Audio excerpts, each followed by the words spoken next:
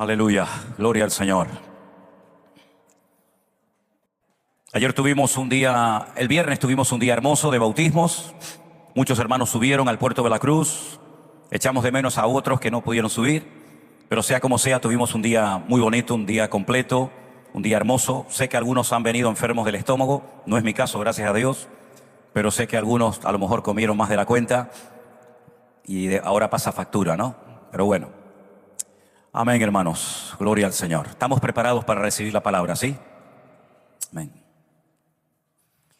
El motivo de este mensaje, en particular en esta tarde, es el siguiente. Estamos siendo bombardeados continuamente a diario con noticias, con imágenes por todas partes. Y nosotros como personas, lógicamente vemos esas noticias, vemos esas imágenes, escuchamos lo que pasa por aquí, lo que pasa por allá.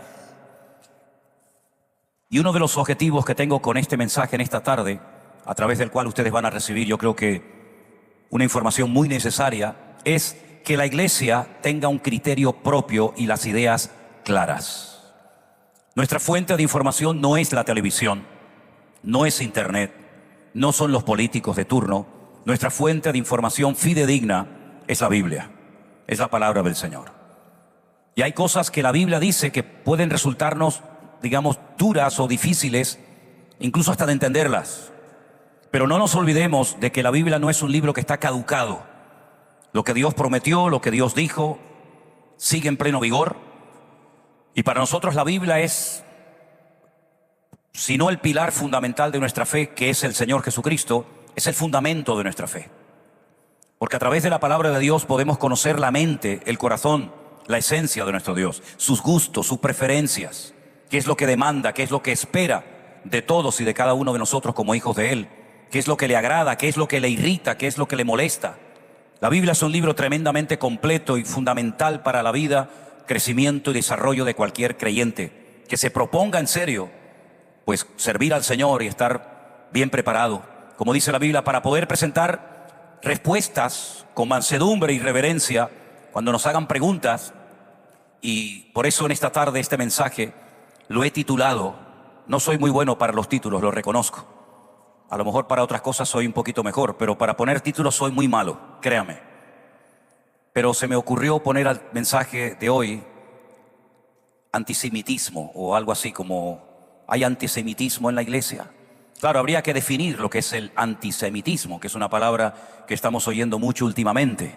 Estamos oyendo hablar mucho de la franja de Gaza, de Israel, de los hutíes, de los sirios, etcétera, etcétera. Y cada día cambian las noticias a una velocidad realmente pasmosa. Estamos meditando y reflexionando en una noticia, de repente viene otra y mañana viene otra y parece como que la que viene superó la del día anterior. Y tenemos que estar bien arraigados, bien metidos en el Señor y en su palabra para que sepamos responder adecuadamente y sepamos y sobre todo tengamos una lectura espiritual de lo que está sucediendo. Porque sin una visión espiritual este mundo nos volvería locos a cualquiera. Minutos antes de subir a esta plataforma, una hermana que está presente esta tarde en esta iglesia me dio una noticia terrible, terrible. Uno de sus vecinos, alguien que vive aquí detrás de la iglesia, hoy se quiso suicidar y se tiró desde un 5º piso. No se mató, pero me imagino que no estará muy bien que digamos. Y le decía a esta hermana, me llama la atención que a veces hay creyentes que quieren ir de misioneros a la India, a la China, a Pakistán o por ahí por el mundo. Y a veces tenemos la necesidad más cerca de nuestra casa de lo que nos podemos imaginar. Y como pastor pienso y digo, fíjate, llevamos 23 años en este lugar y un vecino que vive detrás de la iglesia hoy se tiró del 5º piso para quitarse la vida. Qué tremendo, ¿no? No es el primero que ocurre en la zona, ¿eh? Ya ha habido otros casos y justamente también en día domingo. Así es que la gente está desesperada, la sociedad está vacía, confundida, sobre todo los que ya tienen una cierta edad, que ven cómo va evolucionando y cambiando la vida y la sociedad. Llega un momento que sin Dios no me extraña, no me sorprende lo más mínimo que se quieran quitar la vida, que estén amargados, frustrados, deprimidos, angustiados, con miedo y sin ningún deseo de vivir ni de luchar más. Y es algo que estamos viendo mucho en España en los últimos tiempos. sobre todo también en la juventud. Jóvenes que no le ven un futuro, que ven que no se pueden nunca independizar, no pueden comprarse su casita, no pueden ser independientes, tienen que estar todavía un año y otro y otro y otro año dependiendo de sus padres. No hay trabajo, no hay alternativas, no hay un horizonte lo suficientemente claro como para decir, bueno, lucho, me preparo unos cuantos años y después podré tener esto y aquello. Y hay muchos jóvenes que han optado por irse del país, muchos, miles. Han ido a otros países, sobre todo los que tenían alguna carrera universitaria, algún título, viendo que aquí no había posibilidades de un futuro que tuviera que ver con su profesión, con su carrera. Muchos se han marchado, otros evidentemente han venido, pero sea como sea, vivimos en un mundo loco. Anoche no sé cómo me llegó por internet un pequeño vídeo de un señor que estaba reparando un cassette. Yo sé que voy a hablar ahora en lenguas para muchos de ustedes, pero los que tienen interpretación de lenguas me van a entender perfectamente. Estaba reparando un cassette y había unos tornillitos que se quitaban, porque cuando se doblaba la cinta que había dentro, pues había que colocarla, había que pegarla, había que volver a ponerla. Tenías que dar unos golpecitos para que las rueditas se movieran. Oye, y me entró una nostalgia, tú. Me entró una cosa de decir, jolín, yo quiero otra vez tener los cassettes. Y quiero otra vez tener el Walkman, ¿no? Y el teléfono ese que tenía la rueda, ¿no? Pero ya esas cosas pasaron y nunca más volverán. Y ves a un niño pequeño, y lo veo por ejemplo en Adriel, jugando con un teléfono que tiene más tecnología que el primer cohete que los americanos lanzaron hacia el espacio en los años 60. Y vemos que el mundo está cambiando de una forma tremenda y más que va a ir cambiando. Me acuerdo cuando teníamos las pesetas, no existía el euro, ni siquiera soñábamos en que algún día, después de más de 100 y pico de años en este país, desapareciera esa moneda, pero no solamente la peseta y el franco y la lira y todas las monedas de Europa, y las fronteras desaparecieran, y pudiéramos sacar billetes de avión y hacer transferencias bancarias y poder hablar viendo a la persona a través de una pantalla de teléfono o de un ordenador. Eran cosas impensables hace unos cuantos años atrás. Pero a pesar de que el mundo ha cambiado y más que va a ir cambiando, la Biblia sigue siendo la misma. Seguimos leyendo la misma Biblia, las mismas parábolas, las mismas profecías, las mismas promesas, los mismos personajes. Seguimos hablando de Abraham, de Moisés, de David. Seguimos hablando del Espíritu Santo, seguimos practicando la Santa Cena, seguimos esperando la segunda venida del Señor Jesucristo, seguimos hablando de la Nueva Jerusalén y eso no ha cambiado, gracias a Dios. Y por eso es importante que nosotros tengamos las raíces bien profundas y que estemos bien arraigados en el Señor y en su palabra para saber cómo comportarnos en esta época. Ahora, si ustedes prestaron atención a la lectura que nuestro hermano Jerónimo nos traía en esta tarde, él se detuvo en el versículo 12 de Génesis 13. Yo voy a leer el resto del pasaje, que es muy interesante, y quiero que presten atención, porque aquí es Dios el que le está hablando a Abraham. Todavía no se había cambiado el nombre por Abraham. Y el Señor le promete a él y a su descendencia algo que parece mentira. Todavía hoy en día muchos no terminan de aceptar que esta fue una decisión unilateral de Dios, que Él la tomó porque es Dios y tiene todo el derecho de tomar las decisiones que quiera, porque del Señor es la tierra y su plenitud. Y aquí le dice el Señor a Abraham en el capítulo, ya digo, 13 de Génesis, el versículo 14. Dios le dijo a Abraham, después de que Lot se separara de él: alza ahora tus ojos y mira desde el lugar donde estás hacia el norte, hacia el sur, hacia el oriente y hacia el occidente. Porque toda la tierra que ves la daré a ti y a tu descendencia para siempre. ¿Cuántos dicen amén? Para siempre. Haré tu descendencia como el polvo de la tierra, que si alguno puede contar el polvo de la tierra, también tu descendencia será contada. Levántate, ve por toda la tierra a lo largo de ella y a su ancho, porque a ti te la daré. Abraham pues, removiendo su tienda, vino y moró en el encinar de Manre, que está en Hebrón, y edificó allí un altar al Señor. Abraham no era judío, Abraham era iraquí, o de este país chiquitito que se llama Kuwait en la actualidad. De ahí vino él con su esposa, con su padre, con su sobrino Lot, y caminó por un camino que se llama la Creciente Fértil, que era el camino que hacían las caravanas, porque en esos lugares había agua, había oasis, y era mucho más largo lógicamente el camino, era una especie de media luna, pero evitabas atravesar todo el desierto, que era prácticamente imposible hacerlo, y más en aquellos días, y que podías perder la vida muy fácilmente, tú y todo lo que llevabas contigo. Seguramente tardó meses, mucho tiempo, desde que sale de Ur de los Caldeos hasta llegar a lo que se conocía en aquel tiempo como Canaán.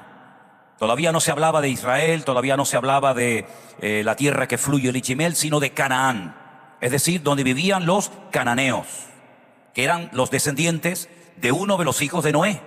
Ustedes saben que Noé tuvo 3 hijos, y cuando estos salen del arca junto con su padre y sus esposas, pues comienzan a reproducirse. Unos se van en una dirección, otros se van en otra dirección. Estaban los hijos o los descendientes de Can, que son los cananeos.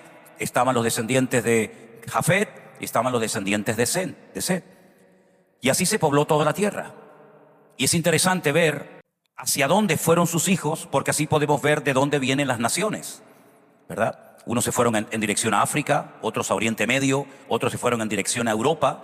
Y es bueno conocer esto para saber cuáles son tus orígenes, ¿verdad? Y saber de dónde vienen tus antepasados. Ahora bien, los cananeos se afincaron en ese territorio pequeño, ¿verdad?, que tiene menos de 90 kilómetros de ancho, que como vamos a ver en esta tarde, es desde el río hasta el mar, desde el río Jordán, que es la frontera natural entre lo que es hoy en día Jordania e Israel, y el Mare Nostrum, o el mar Mediterráneo, que empieza en Israel y termina en España, o si prefieren, empieza en España y termina en Israel, como quieran. La cuestión está en que Abraham tuvo 2 hijos, eso todo el mundo lo sabe.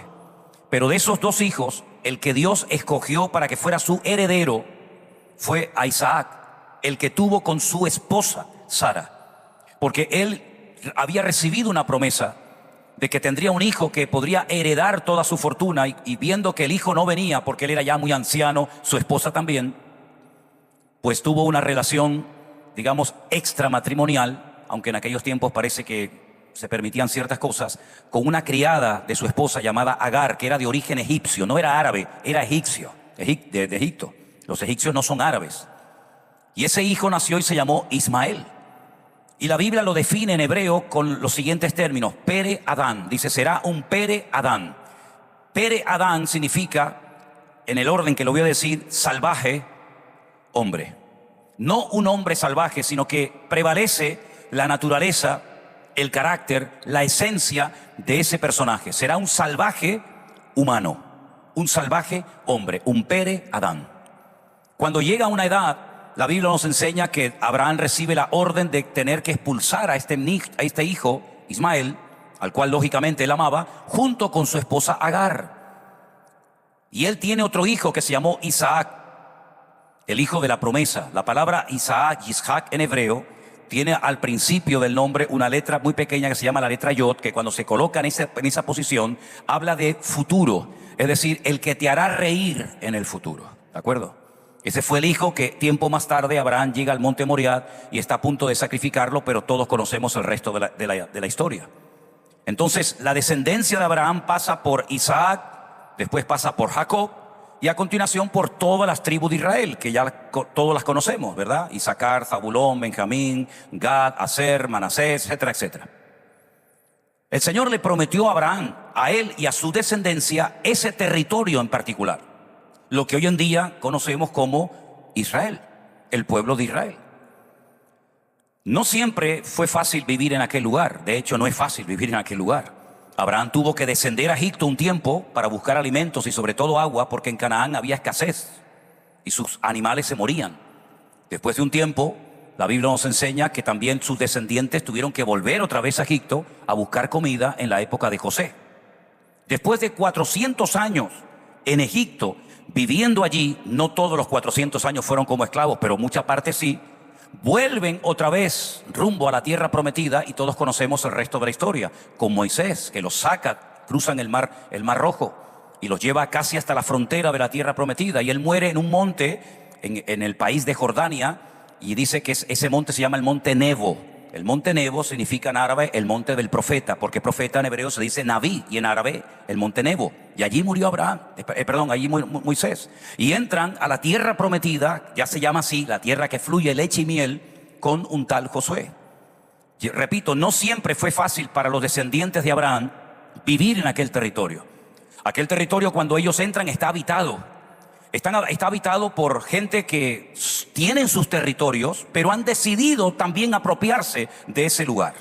Por ejemplo, los habitantes de la isla de Creta, los cretenses, que no tienen nada que ver con los cretinos, decidieron irse a vivir a la costa de Israel y se apropiaron de parte de la costa de lo que hoy en día es Israel y tomaron posesión de algunas ciudades que hasta el día de hoy, curiosamente, se siguen llamando igual. Por ejemplo, la famosa Franja de Gaza. Eso era de los filisteos. Allí vivía Dalila, ¿se acuerdan? Aquella que hizo pecar al juez de Israel llamado Sansón. Ellos tenían la ciudad de Askelón, tenían la ciudad de Asdod, tenían Ecrón y tenían Gat. Esas 5 zonas, digamos, costeras, estaban bajo posesión de ellos. Ahora es interesante, y no me voy del hilo, pero sígame por favor. Es interesante que esos filisteos, que eran de origen de la isla de Creta, cuando el apóstol Pablo le dice a Tito: quédate en la iglesia que yo he abierto y fundado en la ciudad o en la isla de Creta. Cuando Pablo le escribe una carta a Tito después de años, él dice cómo es el carácter de los cretenses. Léanlo para que vean, es una tarea que les dejo. Cómo definió el apóstol Pablo a los habitantes de Creta, que fueron y tomaron posesión de estas ciudades que les acabo de mencionar ahora y que los conocemos como el nombre de los filisteos. Y solamente les voy a dar un dato. Una de las cosas que Pablo dice como característica de la gente de esa zona es que son siempre mentirosos. Siempre mienten. La mentira es su valor más importante. Son capaces de mentir si el fin justifica los medios. Y otros datos más que ustedes los encontrarán. Ahora bien, Dios decidió, no lo decidió Abraham, no lo decidió Moisés, no lo decidió nadie, lo decidió Dios, que ese territorio sería para Abraham y para su descendencia. Y a los judíos se les conoce como semitas, porque son descendientes no de Jafet, no son descendientes de Can, serían cananeos, sino son descendientes de Set, y son, por lo tanto, semitas. Y el término antisemita significa, tomen nota, persona que muestra hostilidad o prejuicios hacia los judíos o hacia su cultura o su influencia en el mundo. Un antisemita, ya digo, es una persona que es hostil, es agresiva, a veces también con acciones, no solamente con sus palabras. Una persona que está llena de prejuicios, de rechazo hacia los judíos, su cultura o su influencia. El antisemitismo intenta demonizar o castigar a los judíos o a las personas que sienten afinidad por Israel o por los judíos. Es interesante notar que cuando venía ahora caminando hacia la iglesia, no sé por qué me volví y miré a lo alto de un edificio y vi una bandera palestina. Y estoy seguro que no va a tener ningún problema esa persona que vive en esa casa por haber colocado en el balcón o en la ventana de su casa una bandera palestina.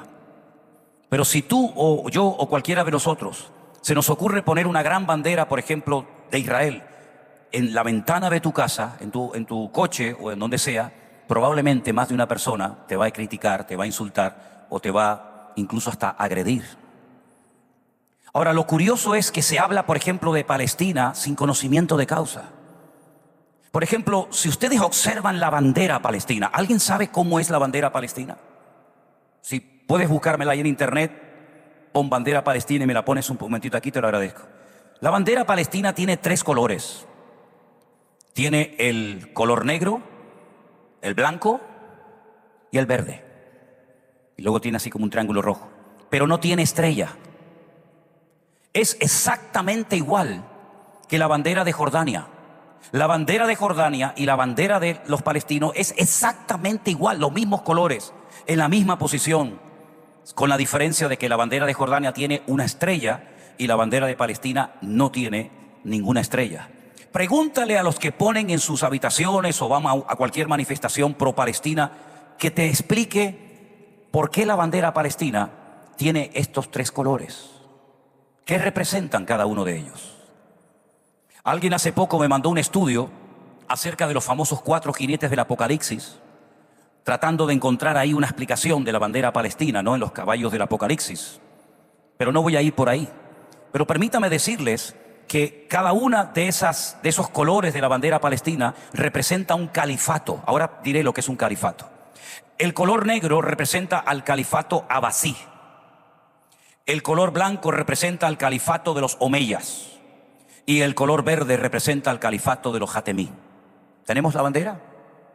A lo mejor el Señor no quiere que la pongamos, ¿no? Eso es lo que significa. Son tres califatos, el de los abasí, el de los omeyas y el de los fatimí.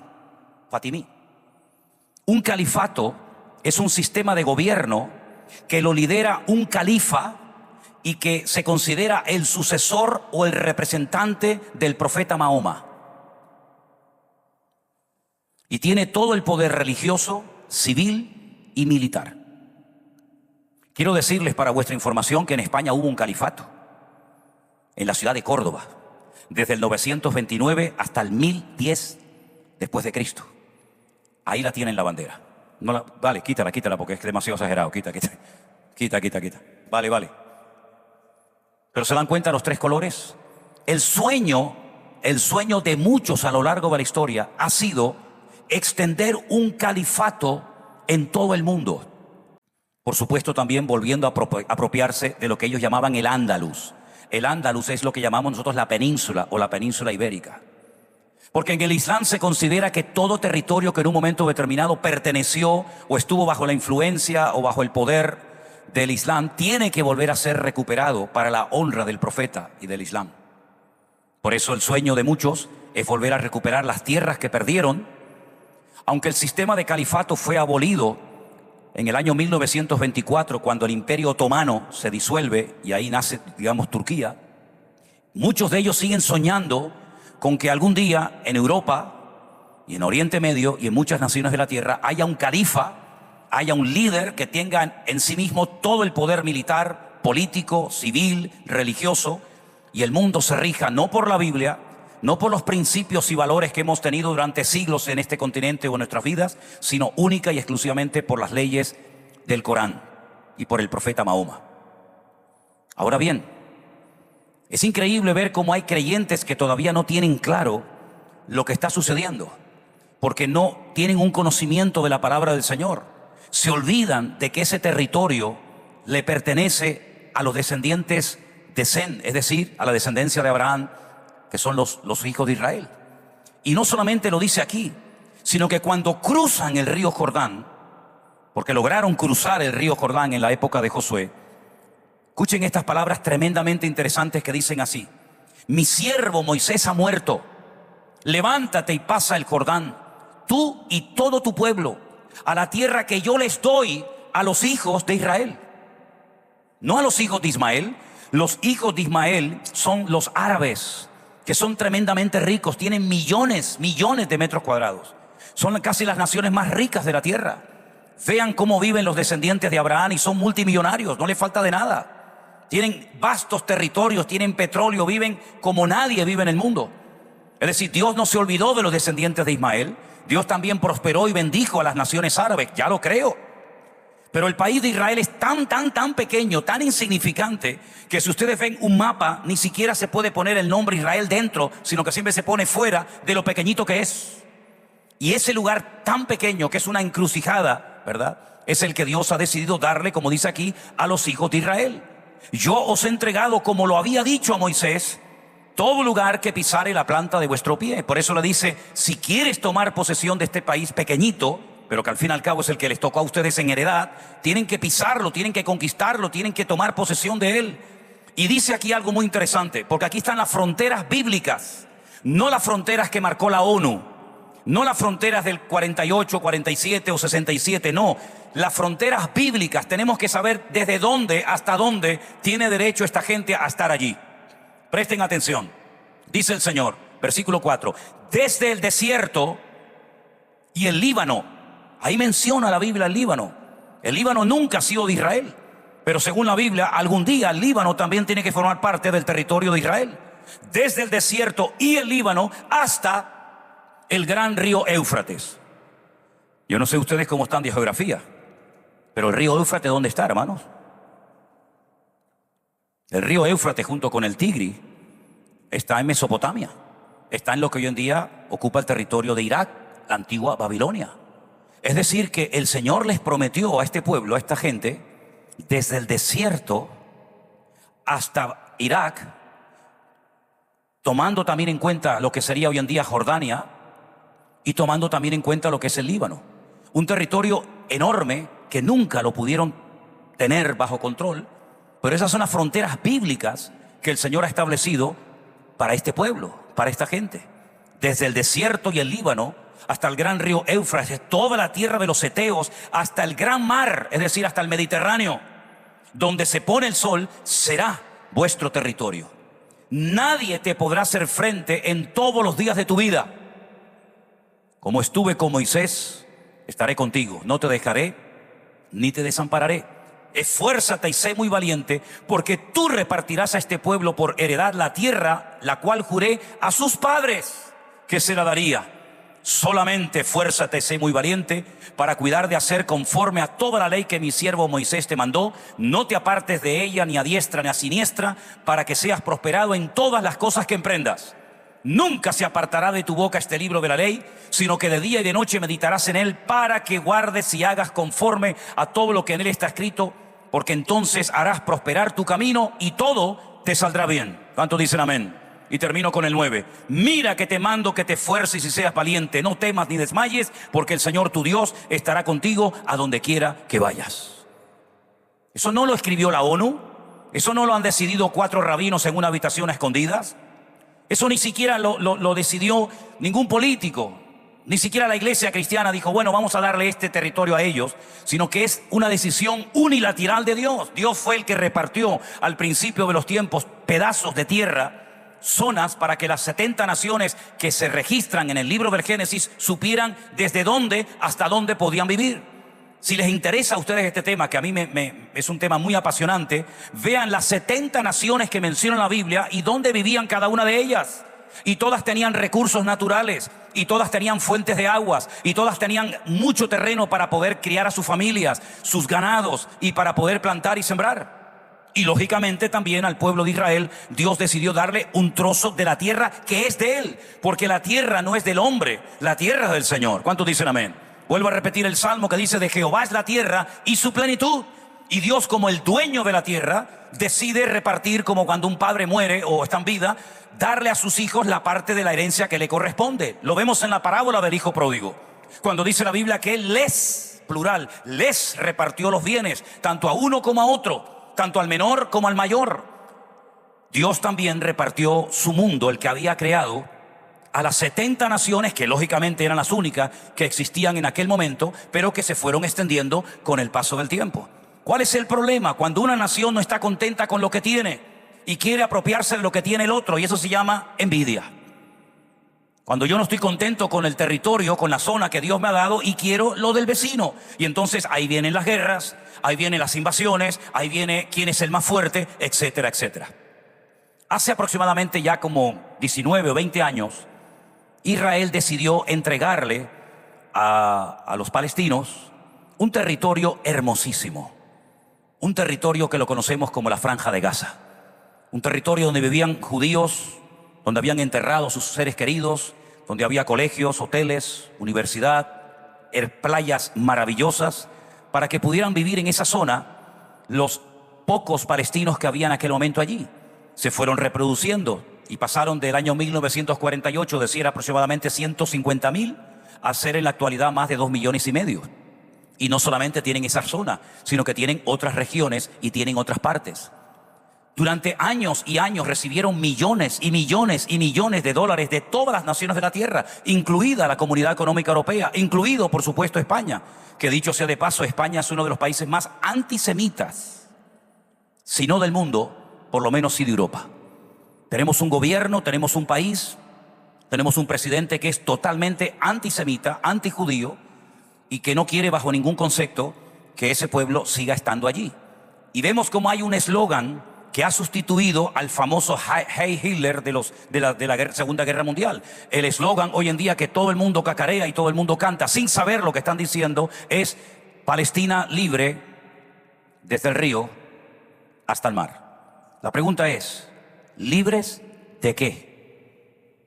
Porque si quieren una Palestina libre, ya podían haberla tenido hace mucho tiempo. Pero si estudiamos la historia y somos objetivos y no vamos a un lado ni a otro, sino simplemente objetivos, personas que analizan fríamente la cruda realidad, algunos pueden decir, pero los judíos le robaron la tierra a los palestinos cuando declararon en mayo de 1948 la independencia de Israel. Allí en Tel Aviv, allí Ben Gurión, ese es el nombre que lleva el aeropuerto de Israel, David Ben Gurión, declaró el Estado de Israel en 1948 y le robó la tierra a los palestinos. Pero si uno estudia, te das cuenta de que antes de que ellos declararan su independencia, allí no había un Estado palestino. Allí estaban los ingleses. Sí, hermanos, los ingleses que se habían apropiado de ese territorio después de haber ganado la Primera Guerra Mundial. Las naciones que ganaron se repartieron el mundo. Y a los ingleses les tocó, digamos, esa parte, incluida también Jordania. Y como tenían muchos problemas con los jordanos, pues decidieron inventar, crear un país de la nada, que según la Biblia se llamaba Moab, que en la actualidad se llama Jordania, porque está al lado del río Jordán, y se la dieron a la familia de los hashemitas. Porque en la bandera de Jordania no solamente están los tres colores, el negro, el blanco y el verde, sino que hay un triángulo rojo con una estrella en el medio, y la pregunta es, ¿y eso qué significa? ¿Qué representa el color rojo de la bandera jordana? Representa a la familia hashemita. Y el único lugar del mundo, los únicos lugares del mundo donde los hashemitas, ¿quiénes son los hashemitas? Son árabes, ¿verdad? Es como una especie de clan. Hay muchos clanes dentro del mundo de los árabes y uno de ellos son los hashemitas. Solamente hay dos lugares en el mundo donde hay reyes hashemitas que están en este momento gobernando sus países. Uno de ellos es Jordania y el otro lo tenemos aquí enfrente. ¿Saben cuál es? Marruecos. El rey de Marruecos es hashemita. Así que estudien cómo eran los hashemitas, cómo eran las estrategias de apropiarse de los terrenos de los hashemitas, y se van a dar cuenta de cómo se ha ido repitiendo la historia y de cómo un territorio enorme que era de España antiguamente, que era el famoso Sáhara español, España lo perdió, y a quién les pertenece en la actualidad. Entonces, para conocer lo que va a suceder, he dicho muchas veces que hay que conocer el pasado. Y tenemos enfrente de nosotros, a menos de 120 kilómetros de distancia, tenemos a un rey hashemita que cuando dan las clases de geografía en sus escuelas en Marruecos, dentro del mapa aparecen las Islas Canarias, las 7, como pertenecientes al país de Marruecos. Así que yo no sé si veré en algún momento la invasión de las Islas Canarias, pero tal vez algunos de ustedes a lo mejor las verán en el futuro. Si comenzamos a escuchar en televisión toda la información referente a los palestinos, toda la información referente a Israel y todo lo referente a lo que está sucediendo, uno puede llegar a conclusiones totalmente equivocadas. ¿Por qué? Porque, por ejemplo, una de las cosas que se está diciendo y se repite, porque sabes que una de las técnicas es repetir muchas veces una mentira hasta que cale en la sociedad, hasta que la gente la repita, la interiorice y se convierta, según ellos, en una verdad. Pero nosotros sabemos que por mucho que repitas una mentira, no se va a convertir en verdad. Pero es el sistema que ellos utilizan. Por ejemplo, los medios de comunicación en España están totalmente sometidos al gobierno. No son objetivos. Ningún periodista tiene ningún futuro en ningún canal de televisión, me da igual si es la 3, la 5, la Sexta o la que sea. Ningún periodista con una voz discordante, con una opinión diferente, tiene futuro en este país como periodista. Tendrá que irse de España, como se han ido muchos. Como por ejemplo el famoso periodista César Vidal, que se tuvo que ir corriendo de España, porque incluso lo habían puesto en la lista para quitar su vida de medio. Por lo tanto, estamos en una sociedad donde vemos que si no opinas como la mayoría, eres mal visto. Te van a cuestionar, te van a criticar y van a decir, este hombre es un retrógrado, este hombre es una persona homófoba, esta persona no tiene amor. Incluso hay creyentes que piensan que si opinamos de una forma diferente, y no es que yo estoy aquí como Aladid del Estado de Israel defendiendo a Israel, yo no tengo que defender a Israel de nada. Es más, si somos objetivos, Israel en este momento está en su peor momento espiritualmente hablando. Israel ni siquiera está cumpliendo la ley de Moisés, porque ni siquiera podrían cumplirla, porque más de 400 de los 613 mandamientos de la ley no se pueden cumplir porque no hay templo. Por lo tanto, Israel no puede cumplir ni con la ley de Moisés, ni quiere saber nada del Evangelio ni del Señor Jesucristo. Por lo tanto, la situación espiritual de Israel, un mismo profeta de ellos la definió, y ahora la vamos a leer, que es terrible. Pero sí estoy aquí para decirles que nosotros amamos lo que Dios ama. y aborrecemos lo que Dios aborrece. Y no es que uno se haya fanatizado, porque mi identidad como creyente está más que clara y está a prueba de bombas, y lo he demostrado a lo largo de toda mi vida. Pero sí digo, mis queridos hermanos, que cuando se dice que, por ejemplo, no está entrando ayuda humanitaria a Gaza, es rotundamente falso. Han entrado más de 150.000 toneladas de comida. Y la pregunta es, ¿y por qué no va a manos del pueblo? ¿Por qué los niños se mueren? ¿Por qué las familias tienen que mendigar por un trozo de pan, o por un saquito de harina, o por un paquete de arroz? ¿Por qué? Porque todos sabemos que en cuanto entran esos camiones, que han sido cientos y cientos y cientos de camiones, los que están allí gobernando la Franja de Gaza, y todos sabemos quiénes son, se apropian de esos recursos y prefieren matar a su población de hambre antes de compartir los beneficios que han recibido de muchas naciones de la tierra. ¿Han oído ustedes alguna vez en la historia que una nación le da de comer a sus enemigos todos los días? Es curioso, ¿verdad? Pero en la Franja de Gaza hay comida para más de 6 meses, comiendo 3 veces al día sin ningún problema. Pero no llega el alimento al pueblo porque los que están en el poder les roban al pueblo, y después es muy fácil siempre echarle la culpa a los judíos porque son los malos, porque son desproporcionados en su ataque. Hace unos días hablé con un señor de Madrid en una organización evangélica. Quiero que mañana estén atentos a un programa que voy a hacer en directo por la tarde lo haré en directo por Facebook, después lo subiremos a YouTube. Vamos a hablar muy interesante acerca de todo esto y de una carta que hemos recibido recientemente. Y una de las personas me decía que Israel lo que hace es que ataca desproporcionadamente al enemigo. Entonces yo le dije, bueno, lo que tienen que hacer entonces es mandarle una carta al presidente de Israel y decirle que a partir de ahora peleen con arcos, con flechas y con tirachinas, para que sea una guerra proporcionada. Pero los 10.500 cohetes que mandaron desde la Franja de Gaza hacia territorio israelí no hacían daño, no mataban. Nosotros lo vivimos en carne propia la semana pasada. No estoy hablando como algunos hablan sin saber, sin haberse movido ni siquiera del barrio donde viven. Yo he ido durante más de 20 y tantos años a Israel, y la semana pasada con mi familia yo estaba allí en Israel paseando por las calles de Jerusalén y nos tuvimos que meter en un refugio y tuvimos que meternos en una tienda porque sonaron las alarmas. Y díganme ustedes qué tendría que hacer cualquier país del mundo si está siendo atacado. ¿Bajar los brazos? ¿Rendirnos?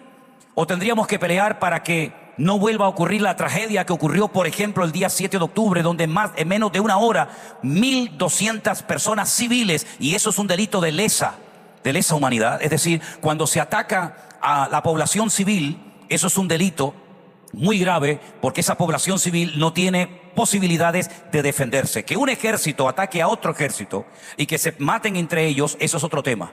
Pero cuando alguien armado entra en casas y mete en microondas a niños pequeños y termina con sus vidas, y asesina de una forma cruel, terrible, a personas civiles, eso es un delito que se llama de lesa humanidad. Y eso fue lo que ocurrió el día 7 de octubre, donde miles y miles de cohetes fueron lanzados contra un país, donde 15.000 personas que vivían en la Franja de Gaza cruzaban todos los días a Israel para tener su puesto de trabajo. Y desde el 7 de octubre no solamente Israel, sino que el mundo entero cambió. Entonces, ¿cuál es la postura que tenemos que tener? ¿Amar a unos y odiar a otros? En absoluto. Como dijo nuestro hermano Eduardo en el Congreso en Escorial este año, amar a Israel no significa odiar a otras naciones, a otros pueblos. Pero sí tenemos que tener una visión clara de lo que Dios ha dicho en su palabra. La palabra de Dios nos enseña que en los últimos tiempos todas, incluido Israel, todas las naciones de la tierra van a ser sacudidas de una manera u otra. 75.000 millones de dólares ya lleva gastado Israel en esta guerra. 75.000 millones de dólares. Y todos los túneles, quiero decirles como dato curioso, que la Franja de Gaza tiene aproximadamente como unos 40 kilómetros de larga de costa mediterránea. Cuando las tropas israelíes entraron en territorio de la Franja de Gaza, descubrieron, y todavía siguen descubriendo, que hay más de 750 kilómetros de túneles subterráneos. Esos túneles costaron millones. Se emplea mucha tierra, mucho cemento, mucho hierro, mucho hormigón. Con esos millones que se invirtieron con crear esos túneles, con el objetivo de atacar los kibutz, con el objetivo de secuestrar niñas, soldados, familias, etcétera, se podían haber creado cientos y cientos de mezquitas, cientos de colegios. Se podía haber restaurado toda la infraestructura de la Franja de Gaza y haber convertido ese lugar precioso como era en uno de los lugares más atractivos y bonitos para el turismo a nivel mundial. Tienen historia bíblica, podrían por ejemplo hacer museos para hablar de la historia de Sansón y Dalila. Podrían por ejemplo abrir hoteles, resort, spa de lujo, para que pudieran ir allí todas las personas. Los cruceros, podían haber ido un buen aeropuerto, unos buenos atraques para los barcos. Lamentablemente, la cruda realidad es que un lugar maravilloso como era la Franja de Gaza, hoy en día es un montón de escombros y de ruina. Y lo peor de todo es que esto va, yo creo que para largo. Pero sí quiero que tengamos una cosa clara como cristianos. Israel no le ha robado nada a nadie. El único país del mundo donde pueden vivir los judíos se llama Israel. No tienen otro país. Los latinos, si quieren, pueden ir a Venezuela, a Colombia, a Argentina, a México, a Paraguay, a Uruguay, ¿verdad? Pero los judíos solamente tienen un pequeño país que no tiene más de 300 kilómetros de largo y menos de 90 de ancho. Son el 0,001% de la población mundial. Un país pequeño, pero un país que ha aportado tantos beneficios a la humanidad, tantas cosas que utilizamos a diario para poder tener una vida más cómoda. Todo eso se lo debemos a ese pueblo, que lo único que quieren es vivir en paz. Quiero que recuerden que el día 7 de octubre a las 6 de la mañana, aquello era un paraíso. Se podía pasear a cualquier hora del día. Había trabajo, había seguridad, había de todo. Ese mismo día, a las 6:30 de la tarde, lamentablemente todo cambió. Y perdieron y mordieron, como dijo alguien allí, mordieron la mano del que les daba de comer. Y por eso ahora te vas a Israel y ves en las construcciones, no ves ni a un palestino. Todos son filipinos, hindúes, chinos. Toda la construcción del tranvía en Tel Aviv la han hecho los chinos. Todas las personas que trabajaban en los hoteles, ahora ¿quiénes son? Son chicas de Filipinas.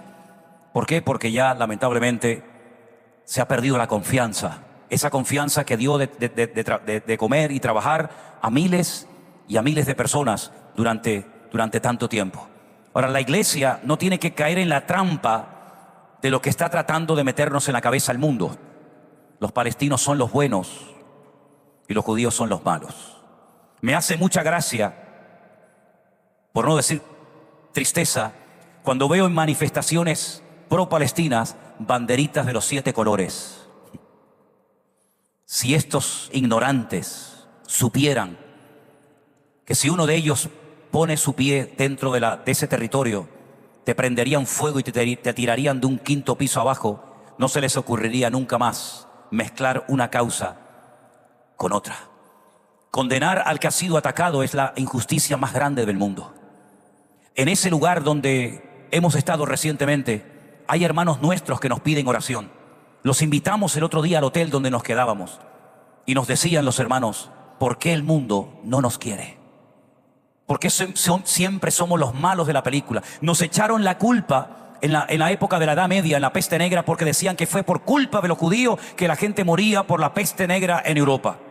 Nos echaron la culpa de todos los males habidos y por haber en todas las naciones del mundo donde hemos estado. Pero sin embargo nosotros sabemos perfectamente que Dios tiene un plan, tiene un propósito, tiene promesas y tiene un pacto que sí o sí lo va a cumplir con ese pueblo.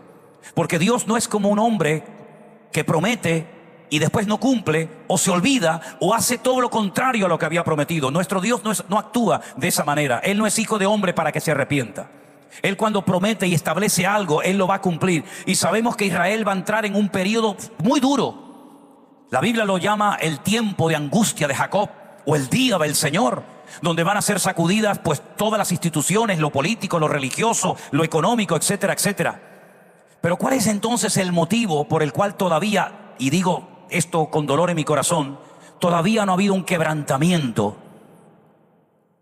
como el que yo esperaba que ocurriera el día 7 de octubre en Israel? ¿Habrá alguna explicación bíblica? ¿Habrá algún pasaje, hermano? ¿Habrá algún texto que nos pueda explicar claramente por qué este pueblo todavía, con lo que están pasando y con lo que han sufrido, sigue resistiéndose a entregarle sus vidas y a reconocer al Señor Jesucristo como su Señor y Salvador personal y como su Mesías? Claro que lo hay, hermano. Permítame leerles este pasaje del capítulo 29 de Isaías y con esto voy concluyendo. Y presten atención a este pasaje que realmente es extraordinario. ¿Cómo define este hombre? ¿Cómo explica Isaías a la perfección la situación actual, espiritualmente hablando, de este pueblo? Isaías capítulo 29, verso 9 dice lo siguiente: deteneos y maravillaos, ofuscaos y cegaos, embriagaos y no de vino, tambalead y no de sidra, porque el Señor derramó sobre vosotros espíritu de sueño y cerró los ojos de vuestros profetas y puso velos sobre las cabezas de vuestros videntes. Sabéis que la palabra videntes en aquellos tiempos también hablaba de personas que tenían que conocer y compartir la palabra de Dios. No tiene esta connotación negativa que tiene hoy en día esta palabra, ¿verdad? Es Dios el que ha cegado el entendimiento de todos sus predicadores, profetas, etcétera. Y os será toda visión como palabra de libro sellado, el cual si dijeren al que sabe leer y le dijeren, lee ahora esto, él dirá, no puedo porque está sellado. Y si le dieren el libro al que no sabe leer, diciéndole, lee ahora esto, él dirá, no sé leer. Ahora escuchen esto. Tal vez es uno de los versículos más fuertes y directos que definen la situación espiritual de Israel en la actualidad. Dice el Señor: este pueblo se acerca a mí con su boca y con sus labios me honra, pero su corazón está lejos de mí. Y su temor de mí no es más que un mandamiento de hombres que le ha sido enseñado. Más claro agua, mi hermano. Por tanto, he aquí que nuevamente excitaré yo la admiración de este pueblo con un prodigio grande y espantoso, porque perecerá la sabiduría de sus sabios y se desvanecerá la inteligencia de sus entendidos. Ay de los que se esconden de Dios, encubriendo el consejo, y sus obras están en tinieblas, y dicen, ¿quién nos ve? ¿Y quién nos conoce? Vuestra perversidad ciertamente será reputada como el barro al alfarero. ¿Acaso la obra le dirá a su hacedor, no me hizo? ¿Dirá la vasija aquel que la ha formado, no entendió? Dios ha cegado temporalmente al pueblo de Israel, y esa ceguera, ese rechazo temporal del Israel hacia el Mesías y hacia el Evangelio, ha enriquecido al mundo. De tal manera que lo que ellos rechazaron, millones de personas no judías, es decir, lo que la Biblia llama gentiles, abrazaron el Evangelio. Pablo lo entendió perfectamente cuando él dijo, ellos eran como una especie de olivo real, bueno, verdadero y bonito, pero al no querer saber nada del Mesías, Dios le arrancó las ramas. Y Dios hizo algo en contra de cualquier mente humana, en contra de la naturaleza, y es que injertó ramas de olivo silvestre en un olivo verdadero. Eso es un disparate. Pero dice, no te ensoberbezcas, porque no son las ramas las que alimentan el olivo, sino es el olivo el que alimenta las ramas. Y Pablo aún va más allá y dice, y poderoso es Dios para volverlos a injertar en el olivo verdadero, en el momento en el que se arrepientan y reconozcan su pecado. Llegará un momento bíblicamente en el que la nación de Israel, desde el más grande hasta el más pequeño, reconocerá su equivocación. Les puse el jueves la fotografía del último Mesías que han reconocido públicamente en Israel. Un hombre que ya murió, pero que muchos de sus seguidores esperan que resucite. Hay fotografía de este hombre por todo Israel y lo reconocieron como el rey Mesías. Bienvenido seas. Llegará un momento bíblicamente que Israel reconocerá su error y pedirán perdón a Dios y se quebrantarán. Por supuesto que sí. La Biblia nos enseña en el libro del profeta Zacarías que verán algún día venir en las nubes aquel que traspasaron y harán gran lamentación por él y llorarán como mujer que pierde a su hijo. Tenemos que orar, hermanos queridos, para que entre quebrantamiento a ese pueblo y a todas las naciones de la tierra, incluido nuestro país. Es tan grande el orgullo, la soberbia, la religiosidad, que nos olvidamos de que Dios mira los corazones y no simplemente las palabras bonitas que en un momento determinado pueden salir de nuestros labios. La Biblia nos ordena a orar por la paz de Jerusalén. Tenemos que orar para que ese pueblo caiga de rodillas y para que los pastores y los hermanos nuestros que están trabajando y pastoreando allí puedan algún día ver cómo sus congregaciones se llenan de personas de allí arrepentidos, reconociendo que Jesús es el camino, la verdad y la vida. Porque el que no tiene al Hijo tampoco tiene al Padre. No podemos separar al Hijo del Padre porque ambos son uno, dice la palabra. Así es que los tiempos que se avecinan van a ser tiempos sin lugar a dudas muy interesantes. Israel no se ha quebrantado, pero el Señor sabe cómo quebrantarlos. El Señor sabe cuáles son sus puntos débiles. El Señor sabe hasta dónde son capaces de aguantar, y el Señor no va a perder esta batalla, porque el Señor va a gobernar en esa tierra, en Jerusalén, a todas las naciones de la tierra, cuando su pueblo Israel lo reconozca a Él como el Mesías, el único y el verdadero. ¿Cuántos dicen amén? Cierra tus ojos en esta tarde, mi querido hermano, y vamos a orar en este momento a nuestro Dios para que todas estas circunstancias duras, difíciles, terribles. Ninguna guerra es el agrado de nadie. En una guerra nadie gana, todos pierden. Y por supuesto Israel no es un país perfecto, ni mucho menos. Pero la iglesia tiene que enterarse y saber que tiene que ser luz para ellos, como ellos lo tenían que haber sido para nosotros antaño. Y oramos, Señor, para que tu perfecto plan y voluntad se cumpla en esa nación que hemos visitado tantas veces y donde tenemos hermanos y amigos, Señor, que hemos visitado en tantas ocasiones y que nos piden constantemente orar, orar, orar por nosotros. Señor, trae quebrantamiento, que te reconozcan a ti, el único Dios vivo y verdadero, porque no habrá cambios, no habrá paz, no habrá nada a menos que reconozcan que tú eres el príncipe de la paz. Oh Señor, gracias te damos porque tu palabra es clara y nosotros queremos orar por este conflicto donde tantas personas están sufriendo, donde tanta gente ha perdido la vida, Señor. Y tanto por un lado como por otro, todos están igualmente de perdidos y de necesitados, Señor. Todos te necesitan a ti, Señor. Por todos tú moriste en la cruz del Calvario. Tu sangre fue derramada por unos y por otros. Y lamentablemente ni unos ni otros te reciben y te creen. Pero pedimos, Señor, para que tu Espíritu Santo comience a hacer una obra espectacular en esas naciones duras, cegadas por la religión y el fanatismo, y puedan abrir sus ojos a la realidad de que el único que les ama y puede traer paz a sus vidas eres tú, amado mío. Gracias, mi Señor. Haz milagros, señales y prodigios. Manifiéstate, revélate, Señor, a esas personas, a los que están cautivos, privados de libertad, que clamen a ti, Señor, que invoquen tu nombre y tú te presentes en las celdas, en los túneles donde están en este momento privados de libertad, Señor. Oh Dios del cielo, tú lo has hecho muchas veces. Para ti no hay nada imposible. Yo te ruego, mi Señor, que todos estos pueblos caigan rendidos a tus pies. Fortalece las manos de nuestros hermanos, los pastores, iglesias, siervos tuyos que están allí predicando tu palabra, orando. Y ahora que vienen unos días duros y difíciles, donde nuevamente van a abrir la puerta a pecados terribles, abominaciones, antinatura, Señor. Que no presuman de un día del orgullo tal, sino que presuman de tener a Cristo en sus corazones y en sus vidas. Ayúdanos, Señor, a ser cristianos maduros, firmes en la fe y anclados en tu palabra. Te lo pedimos todo en esta tarde, en el nombre de tu amado Hijo Jesús. Amén y amén. Nos ponemos de pie, queridos hermanos. Bendito sea nuestro Dios. Oremos cada día por este conflicto, que Dios ponga su mano y que se haga su perfecta voluntad.